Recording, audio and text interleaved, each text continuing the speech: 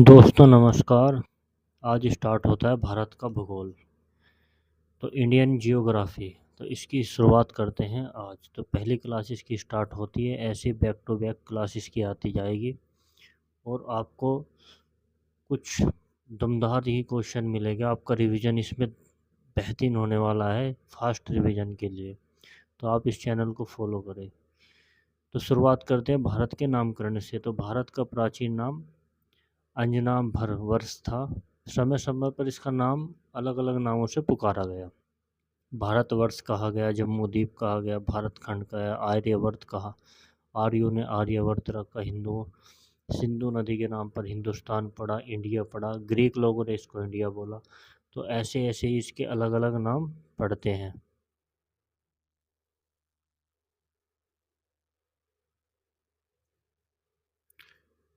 जम्मूद्वीप, भारत खंड, आर्यवर्त, हिंदुस्तान और इंडिया। तो ये नाम पढ़ते हैं। आगे बात करते हैं भारतवर्ष। नाम की उत्पत्ति होती है ऋग्वेद में, पंच जनों में से शक्तिशाली जन थे भरत। भरत के नाम पर इसका नाम भारतवर्ष पड़ा। भारतवर्ष, भरत। वायु पुराण में भरत का उल्लेख मिलता है और पुराणों में भारत शब्द का भी उल्लेख मिलता है। ये पुराणों में कहा गया है। तो अगली बात करते हैं आर्यवर्त की। आर्यवर्त और ब्रह्मावर्त। इस देश का नाम ब्रह्मावर्त अथवा आर्यवर्त भी कहा गया। यानी कि इंडिया को, भारत को आर्यवर्त आर्यों ने रखा था। जो लोग पहले थे उन्होंने अपने नाम से इसका आर्यवर्त रखा। उत्तर भारत में निवास करने वाले आर्यों के नाम पर यह पड़ा। ये उत्तर भारत में रहते थे, इसलिए इनका नाम आर्यवर्त रखा। जम्बूद्वीप। जम्बूद्वीप क्यों रखा गया? जो बौद्ध धर्म, बौद्धिस्ट थे, बौद्ध लोग थे जो बौद्ध धर्म को अपनाते थे, उन्होंने अपने हिसाब से इसका नाम जम्बू द्वीप रखा।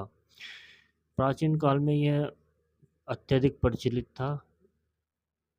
तो आगे बढ़ते हैं, इंडिया और हिंदुस्तान। इंडिया की बात करें तो यूनानी शब्द है एक, इंडोई से मानी जाती है। ये ग्रीक लोग थे जो भारत के रहने वाले थे। इन्होंने क्या काम करा, इंडिया नाम रख दिया। ऐसे ही एक इंडस क्या थी, सिंधु नदी को इंडस कहते थे। पहले सिंधु नदी को इंडस कहते थे। सिंधु नदी के पूर्व क्षेत्र को इंडिया कहते थे। सिंधु नदी के पहले क्षेत्र को इंडिया कहते थे। सिंधु पे ही हिंदू, हिंदू से हिंदुस्तान पड़ा। ऐसे ही ये नाम बदलते चले गए। हिंदुस्तान की उत्पत्ति पारसियों, ईरानियों ने सिंधु को हिंदू कहा और इस प्रदेश को सबसे पहले हिंदुस्तान नाम दिया गया। सिंधु नदी से हिंदू मिला, हिंदू से हिंदुस्तान मिला, ये हमेशा याद रखना। और ये जो हिंदू मिला, ये ईरानियों यानी कि पारसियों के द्वारा ये नाम दिया गया। बात करते हैं अगली, भारत की भौगोलिक पहचान। भारत की भौगोलिक पहचान की बात करें तो भारत आदिकाल से ही एक सुस्पष्ट भौगोलिक और भू राजनीतिक इकाई रहा। जैसे कि उत्तर पश्चिम और उत्तर पूर्व में हिमालय। उत्तर पूर्व में हिमालय, हिमालय क्षेत्र हमारा इस साइड माना जाता है, ये हमारा हिमालय साइड है। और दक्षिण में हिंद महासागर, ये सारा का सारा हिंद महासागर पड़ता है। ये बंगाल की खाड़ी, बे ऑफ बंगाल या अरब सागर। तो ये हमारा क्या है, हिमालय ऊपर है। तो ऐसे ही समझना होगा दोस्तों। अगली बात करते हैं भारत के समुद्री भाग की। तो दो समुद्री भाग होते हैं, एक पश्चिम में एक पूर्व में। पूर्व में बंगाल की खाड़ी, बे ऑफ बंगाल, ये बे ऑफ बंगाल पड़ता है। और पश्चिम में अरब सागर, अरब अरब सागर, ये अरब सागर। और दक्षिण में पड़ता है हिंद महासागर, ये हिंद महासागर पड़ता है। तीन ओर से महासागर से घिरा हुआ है, इसलिए इसको प्रायद्वीप भारत बोलते हैं। ये पूरा क्षेत्र प्रायद्वीप भारत होता है। ये क्षेत्र जो तीन ओर से घिरा हुआ है, इसको प्रायद्वीप भारत कहते हैं। और अब आगे बात करते हैं भारत के भौगोलिक विस्तार में निम्न देशों में कितने लोग इसमें सम्मिलित है, इसके विस्तार में। जैसे कि भारत तो है, उसके बाद में पाकिस्तान भी है, अफगानिस्तान भी है, म्यांमार भी है। जी, म्यांमार, म्यांमार ये हो गया क्षेत्र हमारा, ये क्षेत्र म्यांमार हो गया। उसके बाद करते हैं नेपाल की, भूटान की, बांग्लादेश की, श्रीलंका की। इन सभी को अगर मिलाया जाए तो इनको उपमहाद्वीपीय कहा जाता है। भारतीय उपमहाद्वीपीय कहा जाता है इन सबको मिलाकर। तो दक्षिण एशिया, श्रीलंका और मालदीव को जोड़कर इसको दक्षिण एशिया बोल देते हैं। जैसे अफगानिस्तान, पाकिस्तान, इंडिया, नेपाल, भूटान और बांग्लादेश, म्यांमार, श्रीलंका और मालदीव। मालदीव को श्रीलंका, ये लक्षद्वीप के हो गए, ये हो गया मालदीव। मालदीव को जोड़कर सबको मिला के क्या कहा जाता है? दक्षिण एशिया। इसको पूरे को दक्षिण एशिया नाम दिया गया है। तो ये ध्यान रखने वाली बात है कि इतने को जोड़कर इसको दक्षिण एशिया कहा गया है। और अब आगे बात करते हैं भौगोलिक अवस्थिति तथा विस्तार। क्या विस्तार है, कहाँ कहाँ क्या है, इसके बारे में बात करेंगे। प्रायद्वीपीय समुद्र में लगभग 1600 किलोमीटर तक प्रवेश करता है, यानी कि प्रायद्वीपीय जो भारत होता है ये समुद्र यानी कि 1600 किलोमीटर तक प्रवेश करता है, यानी कि समुद्री तटीय सीमा बोलते हैं इसको। भारत का सामरिक महत्व। उपमहाद्वीप में स्थिति क्या होता है? व्यापार, जैसे कि नेपाल, भूटान, बांग्लादेश और हमारा जहाँ जहाँ भी व्यापार चलता है, अंतर्राष्ट्रीय व्यापार, वाणिज्य और सांस्कृतिक संपर्क। जैसे कि हमारे कहीं कोई भी फेस्टिवल होता है तो इंडिया से लोग जाते हैं और बाहर से भी लोग आते हैं, तो उसको सांस्कृतिक संपर्क बोलते हैं। और व्यापार बोलते हैं आदमी का इधर से इधर जाना, व्यापार करना, उसको व्यापार बोलते हैं। अब आगे बात करते हैं इसकी अगले क्वेश्चन की। अगला क्वेश्चन कि भारत की आकृति एक चतुर्भुजाकार है, यानी कि चतुर्भुज की तरह है। चतुर्भुज ही इसकी आकृति है। ये चतुर्भुज इसकी आकृति है। दक्षिण एशिया के मध्य में स्थित है। दक्षिण एशिया से बताया था मैंने आपको, ये ऊपर का हिस्सा दक्षिण एशिया ही होता है। और ये पूरा का पूरा यहाँ पे मालदीव होता है, श्रीलंका होता है, मिला के तो बीच में पड़ता है, इसलिए इसको दक्षिण एशिया कहा जाता है।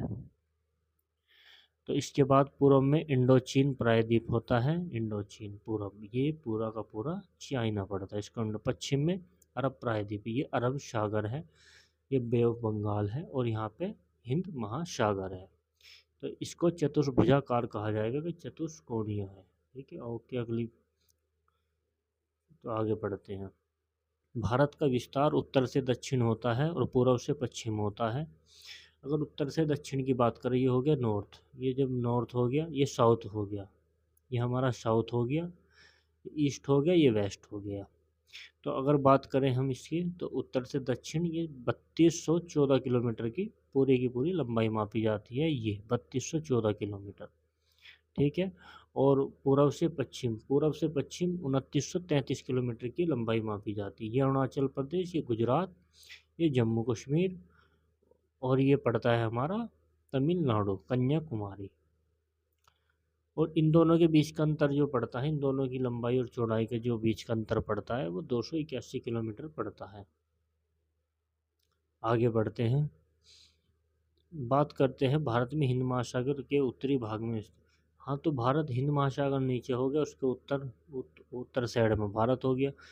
पश्चिम में अरब सागर है, बे ऑफ बंगाल इस साइड में आ गया, और हमारा ये चतुर्भुजाकार है, ये आपको पता ही लग गया, चतुर्भुजाकार है। उत्तर दक्षिण विस्तार पूरा पश्चिम अधिक है, यानी कि दक्षिण में ये साइड ज़्यादा है। ये जो साइड है उत्तर से दक्षिण, उत्तर से है दक्षिण, ये वाली साइड ज़्यादा है, ये पूर्व से पश्चिम कम है। चलो बात करते हैं खगोलीय स्थिति की इसकी। तो उत्तरी गोलार्ध में स्थित है, पूर्वी गोलार्ध में भी है, उत्तर पूर्वी गोलार्ध इसको बोला जाता है। बात करते हैं कि इसका नाम ये रखा गया हिंदुस्तान पारसियों ने दिया, जो सिंधु नदी से आया हिंदू से आया हिंदुस्तान, जो पारसियों ने दिया। और अरब सागर में, इसके पश्चिम अरब सागर है, और बे ऑफ बंगाल इधर है। आए समझ में? ये है, आपने देख लिया था पिछले में।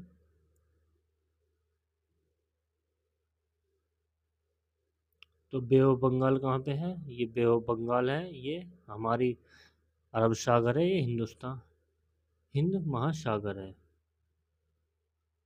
तो अगली बात करते हैं, तो उत्तर से दक्षिणी हाइट होगी 2933 किलोमीटर, पूरा पश्चिम होगी। तो देशांतर अक्षांश की अगर बात करें, तो भारत का जो अक्षांश विस्तार है, अक्षांश विस्तार की अगर बात करें,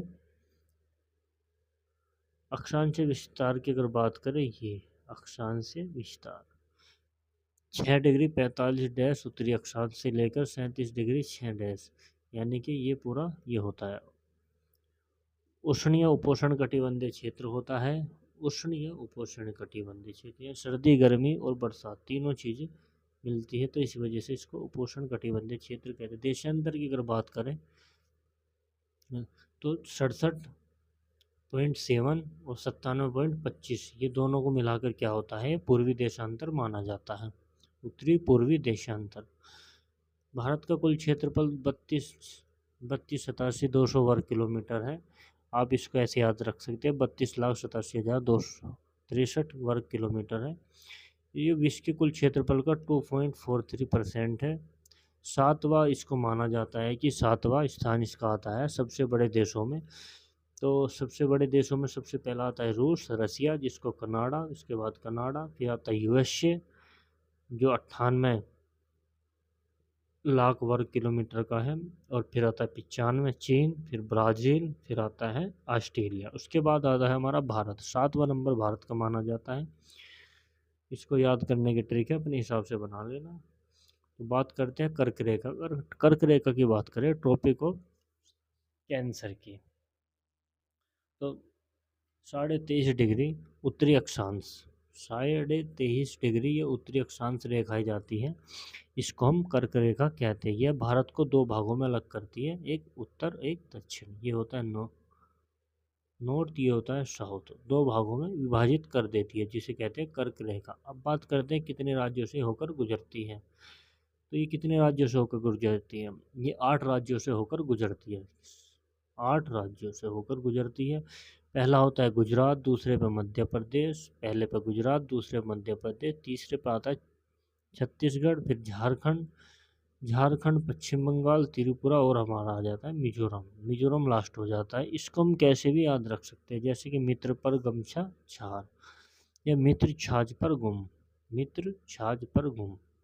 मी से मिजोरम, तय से तत्र मित्र, छाछ छाछ झारखंड छत्तीसगढ़, पर पैसा पश्चिम बंगाल, और ऐसे गुजरात, पर गुम गु, और मैं से मध्य प्रदेश। इस तरीके से हम इनको याद कर सकते हैं। मित्र पर गमछा छार, ऐसे भी इसको याद कर सकते हैं।